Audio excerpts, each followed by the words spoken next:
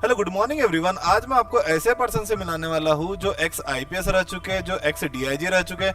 तो चलो आज हम उनसे मिलते हैं, उनके करियर जर्नी के बारे में जानते हैं, उनके एक्सपीरियंसेस के बारे में जानते हैं। तो हेलो सर, कैसे हो आप? ठीक हूँ।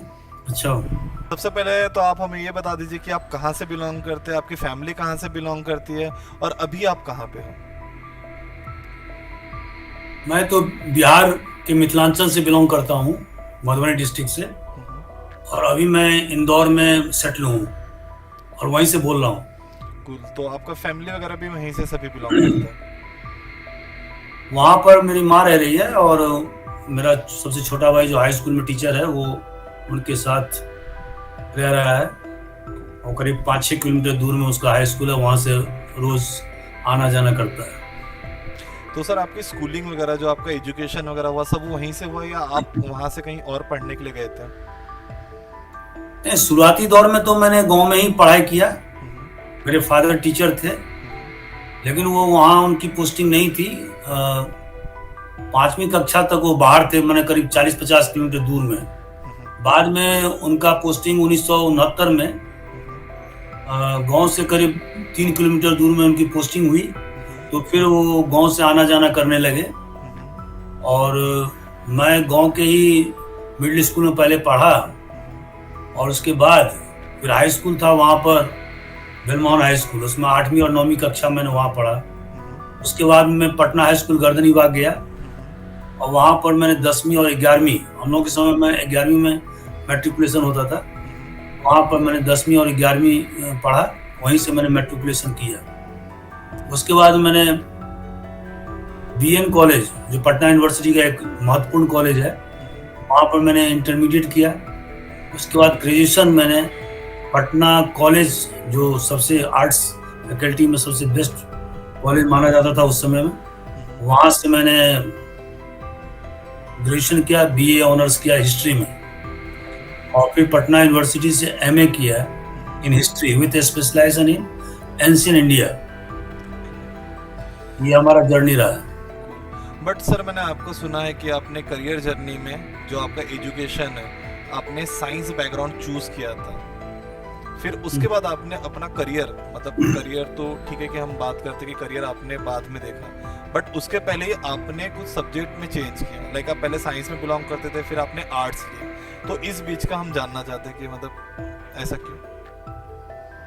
ऐसा है कि मैट्रिकुलेशन में मुझे बहुत ज़्यादा नंबर आए थे। और उस समय में दो मैथमेटिक्स के पेपर होते थे, एक एडवांस मैथमेटिक्स और एक एलिमेंट्री मैथमेटिक्स। हम्म, तो एलिमेंट्री मैथमेटिक्स में मुझे 100 में से 96 नंबर आया था। हम्म, और एडवांस मैथमेटिक्स में मुझे 100 में 89 नंबर आया था, हम्म, मुझे आज तक याद है। हम्म, और कुल मिलाकर के मुझे लगभग 81% नंबर आया था। हम्म, और मुझे नेशनल स्कॉलरशिप मिला था, जिसमें कि 120 रुपया प्रति माह एमए तक मुझे मिला। ओके, जब मैंने बीएन कॉलेज में साइंस फैकल्टी में दाखिला लिया हम्म, तो करीब 2-3 महीना मैं पढ़ा। हम्म, और उसके बाद में मुझे एकाएक ऐसा लगा कि मैं इसमें कंफर्ट महसूस नहीं कर पा रहा हूँ। हम्म, तो इसीलिए मैंने फिर सोचा कि मैं इसको चेंज करूं। हम्म, और जो मुझे अच्छा लगता है, जो हम्म, सब्जेक्ट अच्छा लगता है, हम्म, उसमें मैं अपने आप को उसमें ट्रांसफर कर लूं। तो उसमें बहुत जद्दोजहद करना पड़ा पूरे फैमिली मेंबर से। हम्म, जल्दी वो लोग तैयार नहीं हो पा रहे थे। हम्म, इवन जो प्रिंसिपल थे, एस के बोस, वो हम्म, भी तैयार नहीं हो पा रहे थे। हम्म, अभी नाम मुझे याद है आज तक। हम्म, तो फिर मैंने उन लोगों को समझाया कि मुझे अच्छा नहीं लगता है, हम्म, मैं आर्ट फैकल्टी में ही जाना चाहता हूँ। तो फिर मैंने स्विच ओवर किया। और उस समय में मेरा जो पेपर था वो हिस्ट्री था, पॉलिटिकल साइंस था, और मैथिली एक सब्जेक्ट है जो हम लोग की मातृभाषा है। हम्म, और दो पेपर दो पेपर इंग्लिश के थे और एक पेपर हिंदी के थे। हम्म, कुल मिलाकर के 900 मार्क्स के एग्जामिनेशन हुए थे। हम्म, उसमें मुझे बहुत अच्छा नंबर आया, मुझे पूरे यूनिवर्सिटी में 7वां पोजीशन आया था। नाइस। उसके बाद मैं फिर ग्रेजुएशन में पटना कॉलेज में दाखिला लिया था और वहाँ जैक्सन हॉस्टल में रहने लगा था, जो प्रीमियर हॉस्टल था उसका। बट सर ये जो आपकी पब्लिक सर्विस का है, जो आपको जॉब करना था, लाइक अगर हमारे डैड या मॉम डैड हमारा अच्छा ही सोचते हैं और वो हमें साइंस के लिए भेज रहे हैं, तो उनके भी जहन में ये होगा कि आप एक इंजीनियर या एक डॉक्टर बनोगे। बट आपने वो सब छोड़ के आपने पब्लिक सर्विस, ये कब आपके जहन में आया कि मुझे ये करना है या इसको मुझे फॉलो करना है? नहीं, मुझे जो पब्लिक सर्विस का या जो कंपटीशन की बात आप कर रहे हैं वो मुझे बाद में आया, इसका ख्याल मुझे बाद में आया। पहले मैं सोच रहा था कि मैं जब ग्रेजुएशन करूंगा तो और उसके बाद मैं एमए करूंगा और उसके बाद में मैं पॉलिटिक्स में उतरूंगा। पॉलिटिक्स? जी, उसका रीजन ये था कि मैं कम्युनिस्ट लीडर थे उस समय भोगन झा, तो हमारे क्षेत्र मधुबनी से करीब 5 बार के एमपी थे और बहुत प्रखर वक्ता थे, तो मैं उनसे बहुत ज्यादा प्रभावित था। मैं बचपन से उनके मीटिंग में जाता था, मेरे फादर मुझे ले जाते थे और वो देखते कहते थे कि देखो किस तरह से वो भाषण कर रहे हैं, कैसे उनका वक्तव्य होता है, किस तरह से वाणी में स्थिरता है और वास्ट नॉलेज है, इस टाइप का नॉलेज तुम्हें होना चाहिए। तो मेरा जो विचार था उस समय में वो ये था कि मैं एक बहुत बड़ा नेता बन के उभरूं। ओके। मुझे नौकरी करने की कोई इच्छा नहीं थी जी, लेकिन परिस्थिति ऐसा बना कि जब मैं ग्रेजुएशन के फाइनल ईयर में गया तो मेरे फादर बीमार पड़ गए और गंभीर बीमार हुए। उनको मैं इलाज करने के लिए जगह जगह ले गया, दिल्ली, पटना वगैरह, वो ठीक नहीं हुए और अल्टीमेटली ही डाइड इन 82। उस समय मैं एमए में पढ़ रहा था, तो my source of income was totally stop, कहीं से भी सोर्स ऑफ इनकम था नहीं, फादर ही थे। तो अल्टीमेटली मैंने डिसाइड किया कि मैं कॉम्पिटिशन का एग्जामिनेशन दूं। ये इसलिए मैं इधर कॉम्पिटिशन में आया जी। नहीं तो सर, जैसे कि आपसे मैं बात कर रहा हूँ कि आपके स्कूल के लाइफ में, कॉलेज के लाइफ में आप सभी पेपर में आपका सभी में अच्छा स्कोर है, तो मैं इसका रीजन जानना चाहता हूँ कि उस टाइम पे भी आप ऐसा कैसे प्रिपेयर करते थे कि आपने सभी में, जैसे आपने मैथिली सब्जेक्ट बताया, मैथमेटिक्स बताया, आप सभी में अच्छा स्कोर कर रहे हो, तो इसका मैं एक रीजन जान सकता हूँ कि आप सभी सब्जेक्ट में लाइक सभी में अच्छा स्कोर कर रहे हो, तो इसकी प्रिपरेशन आप कैसे करते थे? मैं एक वानगी आपको बताता हूँ। देखिए होता यह है कि जब तक आपको एक्स फैक्टर नहीं होगा तब तक आप एक्सेल नहीं करेंगे। एवरेज में तो सब लोग रहते हैं। मैं एक उदाहरण देता हूँ कि जब मैं क्वेश्चन पेपर देखा मैथिली का, तो उसमें मैंने देखा कि या तो उसमें अभिसार का वर्णन आता, अभिसार मतलब मिलन, नायक नायिका का मिलन का, जो विद्यापति का है, विद्यापति जो मैथिली के बहुत बड़े कवि रहे हैं, या विरह वेदना का आता है ना, दोनों अल्टरनेटिवली आता था। अब मैंने जब तैयार किया, जो प्रोफेसर्स के नोट थे जो हमको पढ़ाया था, तो मैंने कहा कि मैंने अपने मन में सोचा जितने भी स्टूडेंट हैं सबने तो वही नकल किया है, जो मेरा नोट्स है वो उन लोगों को भी है, मेरा समथिंग डिफरेंट कैसे होगा। जब मैं सेंट्रल लाइब्रेरी पटना यूनिवर्सिटी में गया, वो बहुत बड़ा लाइब्रेरी था, तो लेकिन उसमें दिक्कत ये थी कि 4 किताब स्टूडेंट को ले जाने की पात्रता थी, 15 दिन तक वो रख सकते थे। तो जब आप किसी किताब को ढूंढते तो वो किताब आपको मिलता ही नहीं, पता लगा कि वो किताब दूसरे स्टूडेंट के पास में, तो आपका 15 दिन का, तो आप इतना दिन तो वेट कर नहीं सकते। तो फिर मैंने सिन्हा लाइब्रेरी, मैंने सच्चिदानंद सिन्हा जो मैंने कॉन्स्टिट्यूएंट असेंबली के प्रोटे में मतलब प्रेसिडेंट रहे थे, पहले वही रहे थे। उसके बाद में 11 दिसंबर को डॉक्टर राजेंद्र प्रसाद का चुनाव हुआ था as a president of student assembly, और 9 दिसंबर को सच्चिदानंद सिन्हा का हुआ था। उन्हीं द्वारा बनाया हुआ है लाइब्रेरी, सच्चिदानंद सिन्हा लाइब्रेरी, सिन्हा लाइब्रेरी लोग उसको कहते हैं, बोरिंग रोड के पास में पटना में। वहां पर मैं जब गया तो वहां मैंने देखा कि काफी किताब है, वहां पर उतना रस भी नहीं था, तो फिर मैंने उसमें से चुन चुन करके मटेरियल इकट्ठा किया और वहीं पर मैं शाम के 5 बजे से लेकर रात के 9 बजे तक जब मैं वहां लिखता था, क्योंकि वहां पर किताब ले जाने की कोई छूट नहीं थी, तो सब किताब वहीं पर रहते थे, लोग वहीं पर पढ़ते थे। मैं जब कॉलेज से छूटता था 4 साढ़े 4 में, तो वहां पर बोरिंग रोड पर उतर जाता था, वहां से 1 फरलांग की दूरी पर लाइब्रेरी था, सिन्हा लाइब्रेरी, और वहां पर मैं 4 घंटा बैठता था और फिर मैं रात में 9 बजे निकलता था और फिर घर पहुंचता था गर्दनीबाग। तो इस तरह से मैंने नोट्स प्रिपेयर किए और इसका रिजल्ट ये आया कि मेरा जो नोट्स था वो दूसरों लोगों से बहुत ज्यादा भिन्न था, और इसी कारण से मुझे मैथिली में जितने नंबर आए मैंने एक पेपर में 91, दूसरे में 89, जो आज तक किसी को नहीं आया। तो कहने का आशय ये है कि जब तक आपका एक्स फैक्टर नहीं रहेगा तब तक आप एक्सेल नहीं कर पाएंगे। और एक्स फैक्टर के लिए जरूरी है कि आपको समथिंग एक्स्ट्रा लेवल की जरूरत होती है, ठीक है। तो वो मैं हमेशा कोशिश कर रहा था कि मैं थोड़ा सा एक्स्ट्रा लेवल डालूं ताकि मैं दूसरों से थोड़ा सा ज्यादा अच्छा करूं। ये हमारा शुरू से ही रहा। तो सर आपने फिर प्रिपरेशन कैसे किया? जैसे कि आपने डिसाइड तो कर लिया कि अब आपको पब्लिक सर्विस का पढ़ाई करना है, तो आपके जहन में क्या बातें थी कि मुझे पब्लिक सर्विस पढ़ना है, उसके लिए मुझे कोचिंग की जरूरत है या मैं सेल्फ कर सकता हूँ? इसे आपने कैसे फुलफिल किया, कैसे कंप्लीट किया? देखिए, मैं शुरू से ही स्टूडियस स्टूडेंट रहा हूँ और आपको सुनकर के आश्चर्य होगा कि जब मैंने एमपीपीएससी का एग्जामिनेशन दिया या यूपी पीसीएस का दिया या राजस्थान का दिया, मैं एक दिन भी नहीं पढ़ा हूँ, सिंगल डे नहीं पढ़ा था। केवल मैं जिस दिन जनरल स्टडी का पेपर था तो मैंने देखा कि यहाँ पर एमपी से रिलेटेड 20 क्वेश्चन पूछे जाते हैं और मैंने कभी पढ़ा नहीं था। तो एग्जाम के एक दिन पहले रात में मैंने एक किताब खरीदी जो 50 पेज का था। जैसे कि नर्मदा कहाँ से निकलती है, तो अमरकंटक से निकल, इसी टाइप के क्वेश्चन पूछते थे। या सोन नदी कहाँ से, तो अमरकंटक से निकलती थी। अमरकंटक से कौन कौन नदी निकलती है, तो सोन नदी भी निकलती है, अमरकंटक और नर्मदा भी निकलती। इस टाइप का जो है क्वेश्चन आंसर वाला किताब मैंने 50 पेज का, क्योंकि एक रात में आप 50 पेज से ज्यादा तो पढ़ नहीं सकते, तो मैंने उसको पढ़ा और जाकर के एग्जाम। और बाकी हिस्ट्री के लिए और ना पॉलिटिकल साइंस के लिए मैंने कुछ भी नहीं पढ़ा। मेरा एक हायर पेपर था ब्रिटिश हिस्ट्री। एक्चुअली में मैंने डीएसपी जो है ना फर्स्ट प्रेफरेंस दिया था। एक्चुअली में अगर मैं नहीं देता तो एसडीएम में कम्पीट करता, क्योंकि उस समय में एसडीएम के लिए एक हायर पेपर होता था और मैं एसडीएम के लिए कम्पीट किया था।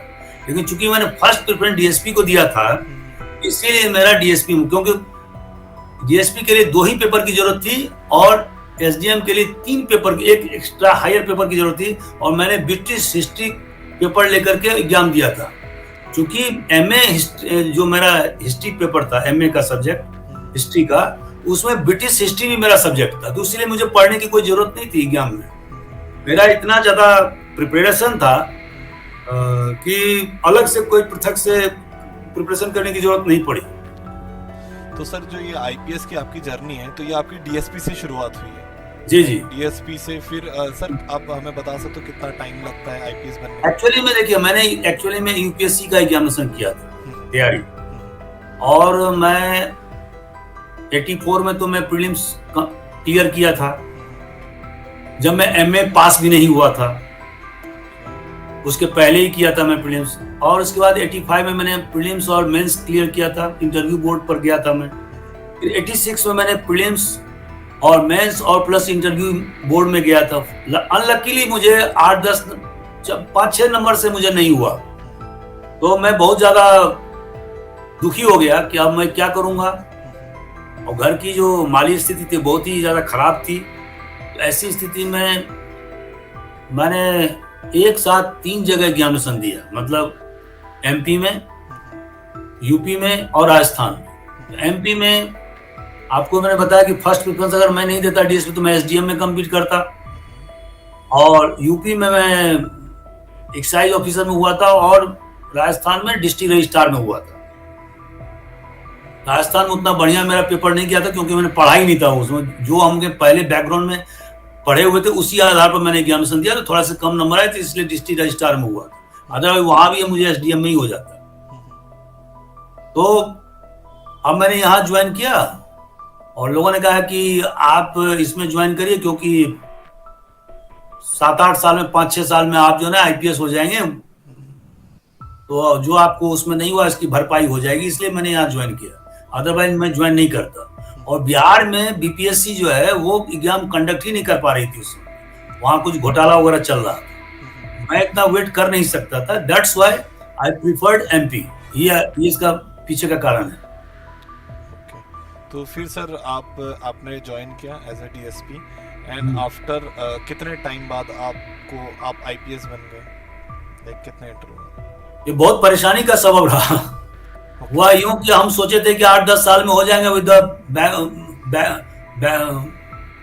पीछे से अगर मुझे 5 साल का सीनियरिटी मिलता है तो मुश्किल से 4-5 साल ही खराब होंगे। लेकिन हुआ क्या कि मुझे 21 साल के बाद में आईपीएस मिला। उसका कारण ये था कि उस समय में यहाँ पर बहुत ज्यादा गटमगट हो गया था मध्य प्रदेश में, और एज पर द आईपीएस का जो रूल है उसमें जो प्रोमोटेड अफसर है उसका जो कोटा होता है वो 33% होता है। लेकिन हुआ क्या कि उसमें इन लोगों ने क्या किया कि इसको लीव रिजर्व को माइनस कर दिया, कैपिटेशन रिजर्व को माइनस कर दिया। अब रह गए जहां 33% होना चाहिए वहां घट करके हो गया 25%। ठीक है, उससे बहुत ज्यादा बैकलॉग हो गया। और हमारे समय में तो ऐसी स्थिति थी कि लोगों को 1 या 2 अधिकारी को आईपीएस अवार्ड होता था, और बहुत सारे लोगों को तो ये लगता था कि वो कभी जिंदगी में आईपीएस बन ही नहीं पाएंगे। तो ये स्थिति थी। लेकिन फिर हम लोगों ने 2008 में कैट में मुकदमा कायम किया। हमारे 3 बैच एक साथ शामिल हुए थे और फिर हम लोग कैट में जीते, और फिर उसकी प्रक्रिया 2010 में पूरे साल चली, क्योंकि उस समय में 21 आईपीएस की वैकेंसी थी, और उसके लिए आपको एज पर द रूल 63 जो कैंडिडेट थे उनका पूरा उनके एससीआर का मूल्यांकन करना था, जो गाइडलाइन है। तो 63 ऑफिसर्स का मूल्यांकन करना, उनका सारा एससीआर लिखवाना एक बहुत बड़ा अपहिल टास्क था, और उसमें 1 साल लग गया। अल्टीमेटली हम लोगों को आईपीएस अवार्ड हुआ 2011 के शुरुआती महीने में। ये है कहानी। तो सर आपने जैसे बताया कि आपने राजस्थान का जो पेपर होता है, आपने मध्य प्रदेश का जो पेपर होता है वो भी क्रैक किया, राजस्थान का भी क्रैक किया, यूपीपीएससी भी क्रैक किया, एंड आपने यूपीएससी में भी pre plus mains plus interview में भी गए, but because of I can say 5-6 month वो ड्रॉप हुआ। बट सर आप मुझे ऐसा कुछ मतलब बता सकते हो कि आप अपने प्रिपरेशन में ऐसा क्या करते थे कि कोई स्टेट एग्जाम भी हो रहा है तो मैं थोड़ा सा गलती ये कर गया, यूपीएससी की बात कह रहा हूँ आपको। उसमें मैंने जो पॉलिटिकल साइंस जो मैंने रखा सेकंड पेपर, उस समय में 2 पेपर रहते थे, और दोनों के मैंने 2 सब्जेक्ट होते थे, दोनों के 2 पेपर होते थे। मैंने 300, 600 और 600, 1200 और 600 मतलब जनरल स्टडीज। तो जनरल स्टडीज तो सबके लिए कंपलसरी था, 300 नंबर के 2 पेपर। और सेकंड पेपर जो जैसे हिस्ट्री था 300 नंबर के 1 पेपर, 300 नंबर के दूसरे पेपर, वो तो हिस्ट्री तो मेरा पेपर था। पॉलिटिकल साइंस ने मुझे बहुत ज्यादा दगा किया, क्योंकि हिस्ट्री में दोनों साल मैंने 85 में भी और 86 में मुझे 61% नंबर आए, जबकि आपको मालूम है कि आईएएस कंप्लीट करने के लिए आपको 52-53% की जरूरत होती है। लेकिन पॉलिटिकल साइंस में एक पेपर में तो 61% आया, तो दूसरे पेपर में आ गया 37%।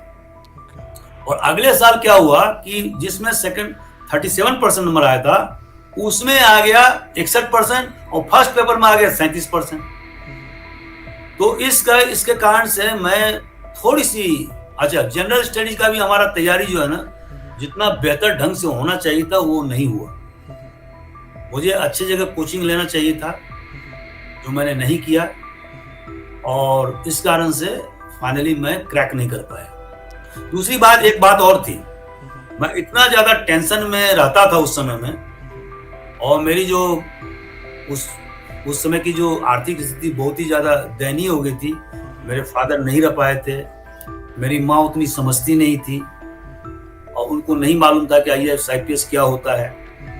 एक जो बैकग्राउंड होता है ना, मेरे फादर के चले जाने के कारण से और उस कारण से मैं काफी ज्यादा परेशान रहता था।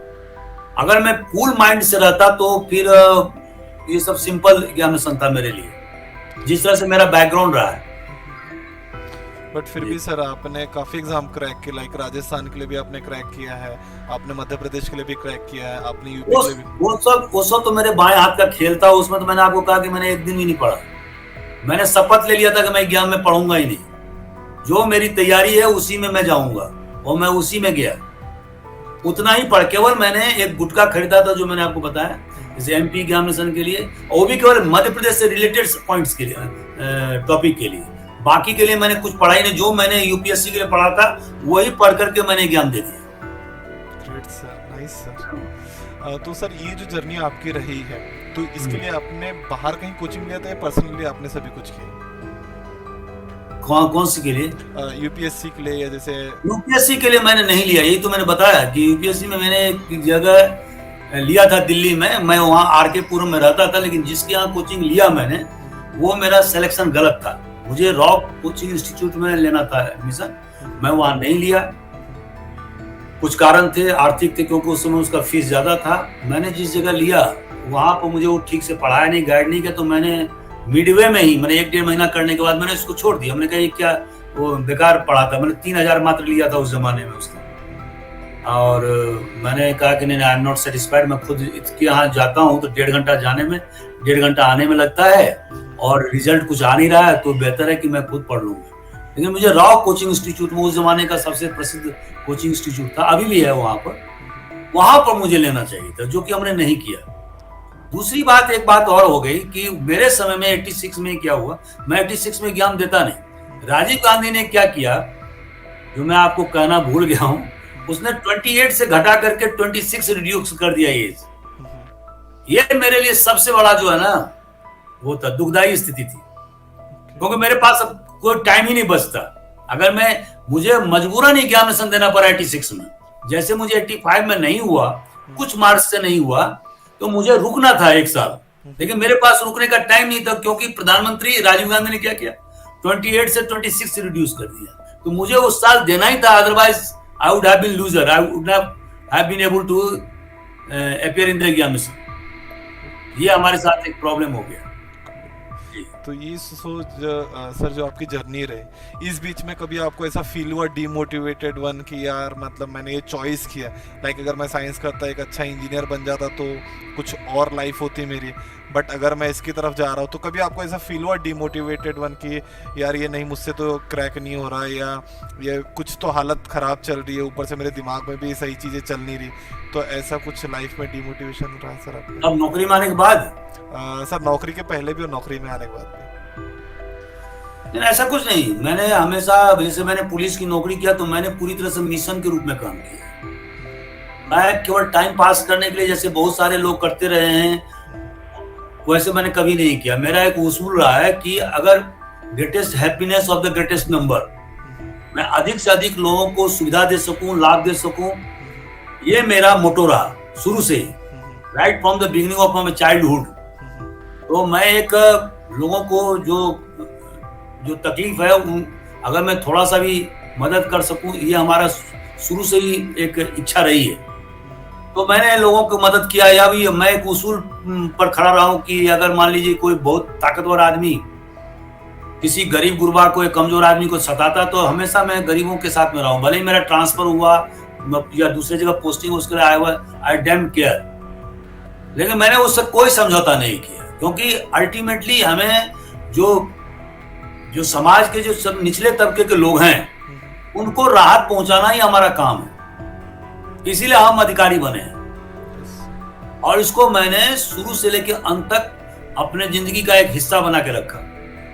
इसीलिए आप देखेंगे कि आज भी मेरा दिमाग जो है बहुत फर्टाइल है। मेरे दिमाग में किसी प्रकार की कोई गंदगी नहीं है। अभी भी मैं 7, 8, 10 पेज याद कर सकता हूं। मेरे उम्र के जितने भी लोग हैं वो एकदम टायर्ड हो चुके हैं, और वो 2 पेज भी याद नहीं रख सकते। 99% केसेस की मैं बात कर रहा हूं। मेरे बहुत सारे दोस्तों से बात होती रहती है, तो वो एकदम टायर्ड फील करते हैं कि पढ़ने लिखने की बात से तो दूर दूर तक किनारा कर चुके हैं। लेकिन मेरा अभी भी जो है ना, वो पढ़ने लिखने में बहुत बड़ा, मतलब बहुत ज्यादा इंटरेस्ट है मुझे, और उसका कारण यह है कि मेरा ब्रेन जो है ना, अभी भी 27-28 साल के लड़कों की तरफ फंक्शन कर रहा है। एंड सर, जर्नी में आने के बाद कहीं लाइफ में कभी, जैसे आप जॉब में आने के बाद, लाइक वर्क में आने के बाद, कभी लाइफ में डिमोटिवेशन आपको फील हुआ? नहीं, कभी नहीं हुआ। मतलब देखिए, परेशानी मुझे बहुत हुआ, इसलिए कि मेरे करीब 30-31 बार ट्रांसफर हुए कुल 33 साल के सर्विस में। ग्रेट। और मैं सबसे पहला पुलिस अधिकारी होऊंगा जो सबसे ज्यादा लाठीचार्ज किया। और ये लाठीचार्ज कोई मैं अपने पर्सनल इंटरेस्ट के लिए नहीं किया, और the sake of the Prestige of police department. अगर कोई झुंड आए और वो कहे कि हम थाना जलाएंगे, या पुलिस वालों से गलत ढंग से बात करे, उनको माँ बहन की गाली दे, उनका इज्जत उतारे, ऐसी स्थिति में, इन सब स्थितियों में मैंने कार्रवाई किया, क्योंकि मैंने एक लक्ष्मण रेखा खिंचा हुआ है कि इस लेवल से आगे मैं आपको बढ़ने नहीं दूंगा, ठीक है। और वो उसका ख्याल मैंने रखा कि चाहे मेरा कितना भी हानि हो पर्सनल, लेकिन मेरा ट्रांसफर होगा, पोस्टिंग होगा, सामान वगैरह टूटेंगे, बच्चे परेशान होंगे, घरवाली परेशान होंगी, लेकिन जहां तक पब्लिक प्रॉपर्टी की बात है, जिसकी सुरक्षा का जिम्मा मुझे दिया गया है, जो पुलिसिंग करने का दायित्व मुझे दिया गया, तो उसमें मैं किसी प्रकार से कमजोर नहीं साबित हूं। ये हमारा शुरू से ही लक्ष्य रहा है, और इसके कारण मुझे वेस्टेड इंटरेस्ट से बहुत ज्यादा झगड़ा फसाद भी करना पड़ा, उनसे टकराने पड़े, अनेक बार मुझे इसी कारण से ट्रांसफर से गुजरना पड़ा, अनेक बार मुझे जबरदस्ती के जांच से गुजरना पड़ा, लेकिन सब जगह से मैं क्लियर होता गया। जी सर, मेरा एक सवाल है।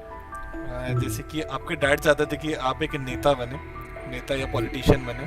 जैसे आप अच्छी पढ़ाई करते तो आपके टीचर्स को लगता था कि आप एक डॉक्टर या इंजीनियर बने। एंड एक जो बोलते कि किस्मत या टाइम या एक ज़रूरत हमें कहीं और लेके जाती है, तो जैसे ही आप जॉब पे जब लगे या जब आपने काम पे लगे, जब आपने सर्विस चालू की, तो उस टाइम से लेके आज तक के कभी आपको ऐसा लगा कि अगर मैं नेता होता तो आज कुछ और बात होती, या मैं अगर इंजीनियर या कोई डॉक्टर होता तो कोई अलग बात होती? ऐसा कभी आपको फील हुआ? नहीं, तब मेरे काम करने का स्कोप बढ़ जाता। मतलब जैसे मैंने पुलिस डिपार्टमेंट काम किया, हालांकि पुलिस डिपार्टमेंट रहते हुए मैंने वही काम किया जो नेता करते हैं। नेता का मतलब क्या होता है?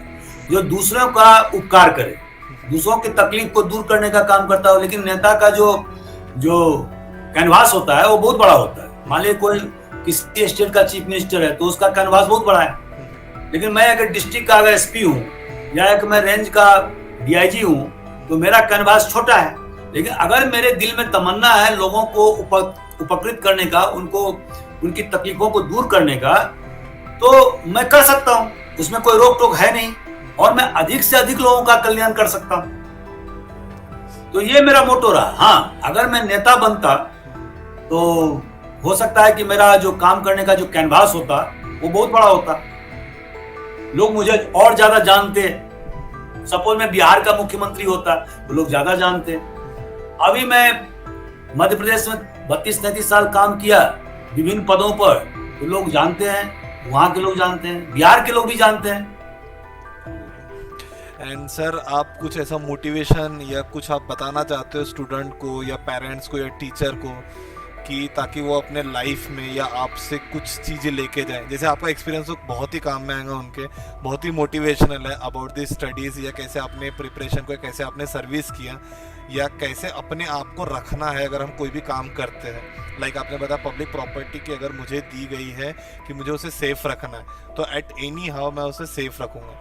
तो ऐसा ही कुछ आप मोटिवेशन देना चाहते हैं स्टूडेंट को? क्योंकि आजकल के जितने स्टूडेंट हैं ये चाहते हैं कि हमें जल्दी से कुछ पैसा मिले, इसीलिए इंजीनियर बनते हैं, या ज़्यादा से ज़्यादा इंजीनियर या डॉक्टर ही बनने को देखते हैं। बट अगर आप कुछ बताना चाहेंगे पब्लिक सर्विस, या काफ़ी लोग हैं जो मेरे पास आते भी है कि प्रिपरेशन करना है सर बट कैसे करें, तो उसके लिए आप कुछ मैसेज देना चाहते हैं? देखिए, मैं 2-3 मैसेज देना चाहता हूँ। ओके।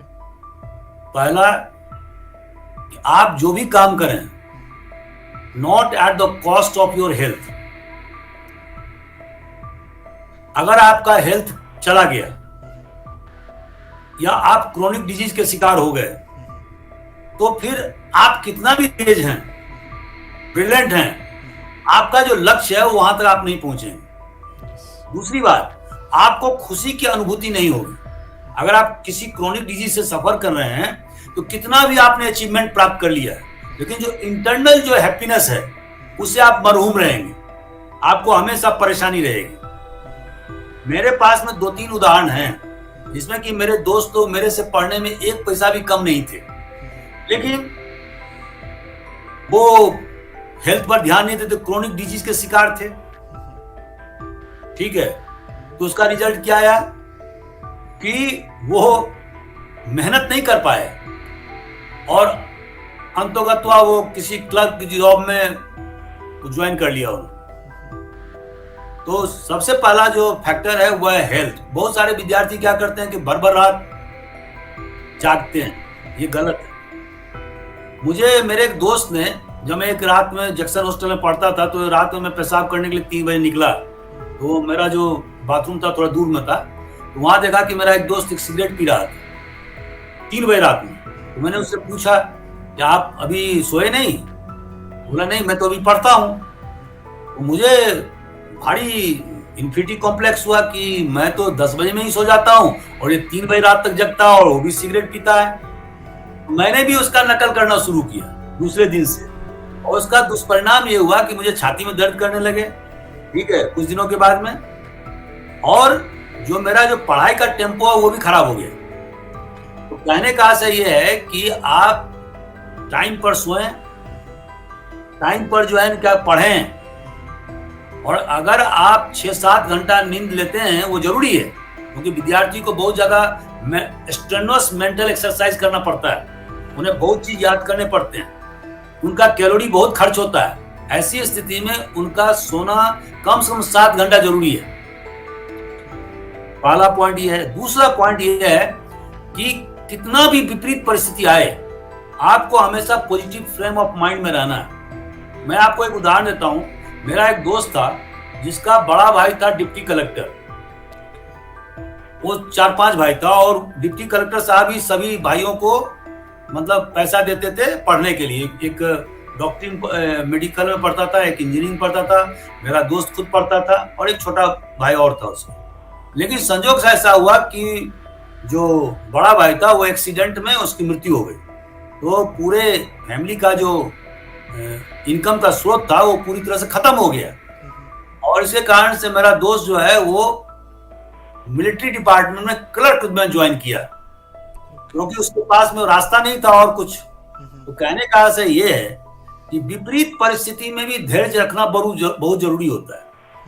आप इधर उधर से भी, भाई 1-2 साल की तो बात होती है, तो 2-3 साल में आप इधर उधर से कर्ज लेकर के या कुछ लोन लेकर के भी आप अपने लक्ष्य को हासिल करना मैंने कर सकते हैं। तो पॉजिटिव फ्रेम ऑफ माइंड बहुत जरूरी है।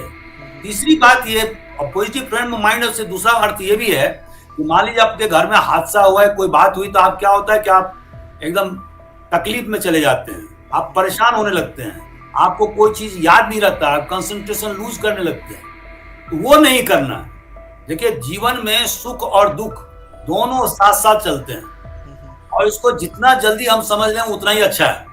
ये कहने में बहुत आसान बात है, लेकिन इसको प्रैक्टिस करना बहुत कठिन काम है। और इसीलिए हर एक स्टूडेंट को एक यौगिक एक्सरसाइज हमेशा करना चाहिए, जैसे कि ब्रीथिंग एक्सरसाइज करना चाहिए, उसको जो फिजिकल एक्सरसाइज वो करना चाहिए, ताकि उसका कंसंट्रेशन लेवल रहे और हमेशा वो पॉजिटिव फ्रेम ऑफ माइंड में रहे। ठीक है, तो मैंने 2 बातें आपको कह दी, और तीसरी जो बात है वो मैं ये कहना चाहता हूं कि आप हमेशा ये ध्यान रखें कि जब आप एक बड़े अफसर या लक्ष्य प्राप्त करते हैं या बड़े अफसर होते हैं, तो आप अपने परिवार का तो भला करें ही, आपके जो आसपास के जो रिश्तेदार हैं, नातेदार हैं, जो दूर के हैं, जो पड़ोसी हैं, उनकी भी मदद करने की आप कोशिश करें, अगर आप मदद करने की स्थिति में है तो। उससे क्या होगा कि आपके बॉडी में एक पॉजिटिव वाइब्स हमेशा उत्पन्न होगा। मेरे दिमाग में आज भी, जो मैंने आपको कहा कि 27 साल का लड़के के तरह मेरा दिमाग काम करता है, उसका रीजन क्या है? मैंने हजारों लोगों की मदद की होगी, मैंने कम से कम 10,000 महिलाओं के घर बसाए हों, और बहुत जगह तो मुझे बंदूक की नली पर, मैंने गोली के आधार पर मुझे जो है क्या कहते हैं उनका घर बसाना पड़ा है, लेकिन मैंने किसी की परवाह नहीं किया। उसके कारण से ये हुआ कि मेरा हमेशा पॉजिटिव फ्रेम ऑफ माइंड रहा। अभी मैं नौकरी क्या है मध्य प्रदेश में, लेकिन बिहार के मेरे जितने रिश्तेदार, नातेदार या दूर के सगे संबंधी हैं, कम से कम सैकड़ों लोगों का मैंने कल्याण किया, उनको मैंने मौत के मुंह से बचाया हुआ।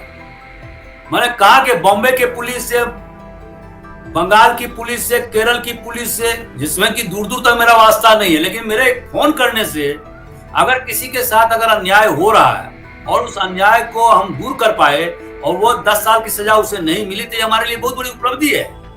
दूसरे क्या है कि देखिए 90% तो लोग ऐसे हैं कि काम हो गया, thank you very much.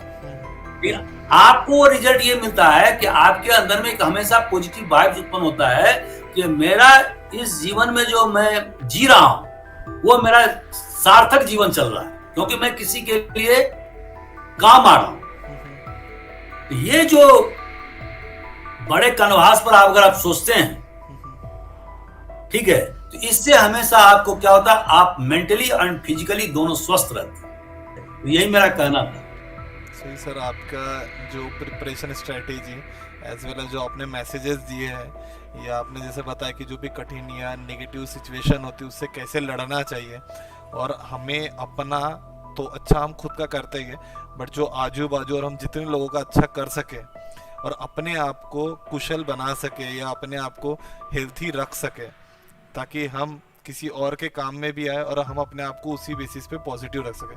Definitely ये बहुत लोगों को मोटिवेट करेगा, बहुत ज़्यादा। एंड उसका एक कारण ये बताता हूं कि अगर आप लॉन्जिविटी चाहते हैं, माने दीर्घायु, उसके लिए क्या चाहिए आपको? उसके लिए चाहिए आपको शरीर और मन दोनों स्वस्थ होना चाहिए। और शरीर और मन किसी सेल्फिश आदमी को स्वस्थ नहीं रहता है, जो केवल 4x4 की सोचता रहता है 24 घंटा, ठीक है, केवल अपने और अपने घरवाली या अपने दोनों बच्चों के बारे में सोचता और किसी के बारे में नहीं सोचता है, तो अल्टीमेटली उसका जो सोचने का जो तरीका है ना, बहुत ही ज्यादा नैरो हो जाता है, लोप साइडेड हो जाता है, और वो मेंटली और फिजिकली स्वस्थ नहीं रह पाता। वो हर चीज में अपना इंटरेस्ट देखता है, तो ये नहीं होना चाहिए। आज मैं देख रहा हूं, जब मेरे जितने भी दोस्त वगैरह हैं वो एकदम बूढ़े नजर आते हैं, मुझे दुख होता है। मेंटली बूढ़े हो चुके हैं, ठीक है, वो 2 पेज याद नहीं रख सकते। ये बहुत ही दुखदाई स्थिति है। तो हर एक बच्चों को जो तैयारी कर रहे हैं, मेरा सुझाव यही है कि वो अपने लक्ष्य को प्राप्त करें, लेकिन किसी भी कीमत पर अपने शरीर के साथ में अन्याय नहीं करें। डेफिनेटली सर, ये सभी को मोटिवेट करेगा, और जितने भी आने वाली जनरेशन है, अपकमिंग जनरेशन की है, आपका ये मैसेज बहुत बहुत इम्पोर्टेंट रहेगा और बहुत ज़्यादा हेल्पफुल रहेगा उनके लिए। Sir, so thank you everyone for watching us. आप हमारे एक एक वीडियो को लाइक करके, शेयर करके मुझे मोटिवेट कर रहे हो कि मैं डिफरेंट स्ट्रीम्स ऑफ पर्सन को बुलाऊं यहाँ पे, वो अपनी जर्नी स्टोरी शेयर करें, अपने एक्सपीरियंस शेयर करें, ताकि उस सिचुएशन में आप जब जाओ तो आप उसे इजीली हैंडल कर सको और मैनेज कर सको। Thank you everyone. Thank you.